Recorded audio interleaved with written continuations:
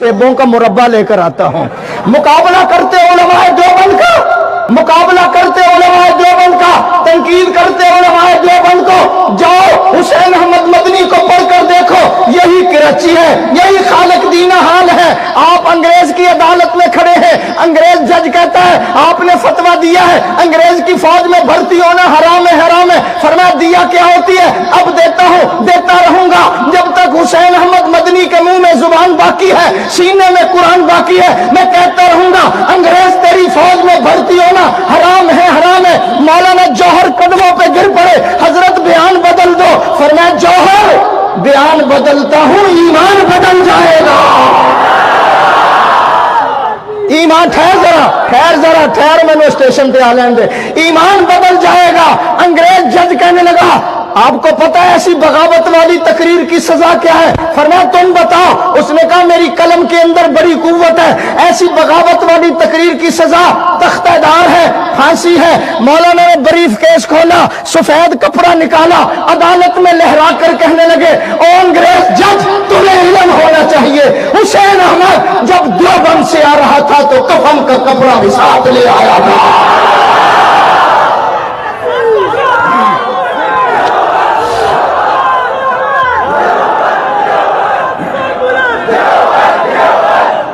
मैं इससे भी आगे न चल, हजरत लाहौरी को बर्फ के बलाकों के अंदर लिटा दिया गया।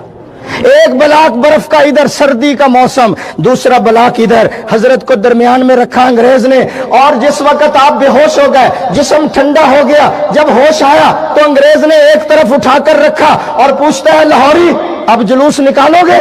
हाय अब तो लिकर दे रहे हल्फिया बयान, सानू माना गौस पाक दे नाम पे छड़ दे।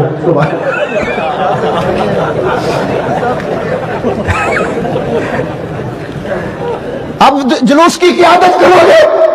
बर्फ के बिलाकों पे लिटाया, जिस्म ठंडा हो गया, ये याद रखना। होश आया तो अंग्रेज सवाल करता है अब जुलूस निकालोगे? अब खत्म नबूवत जिंदाबाद का नारा लगाओगे? अब रैली निकालोगे? अब जुलूस की क़यादत करोगे? अब मस्जिद के अंदर हुजूर की इज्जत और अजमत बयान करोगे?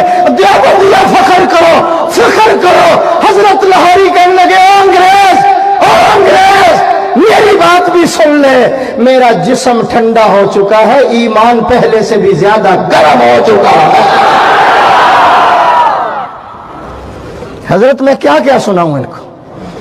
मैं इंडिया में गया हूं, मैंने शामली का मैदान देखा, मौलाना कासिम नानोतवी अंग्रेजों से लड़ रहे हैं, यहां गोली लगी, हजरत ने हाथ रखा, नीचे बैठ गए। मौलाना गंगोही दौड़ते हुए आए, हजरत क्या हो गया?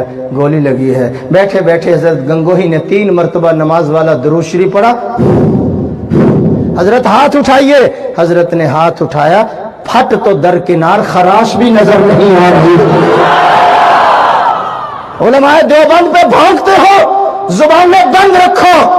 उलमाए देवबंद चाकरी करने वालों का नाम नहीं है, उलमाए देवबंद तीजे खाने वालों का नाम नहीं है, साते खाने वालों का नाम नहीं है, 40वें खाने वालों का नाम नहीं है। उलमाए देवबंद मेरे दोस्तों लोगों की नौकरी करने का नाम नहीं है। देवबंद, उलमाए देवबंद अल्लाह के नबी के वारसों का नाम है, कहो बेशक, नबी की विरासत का नाम है। उलमाए देवबंद जो है नबी के उलूम के वारसों का नाम है।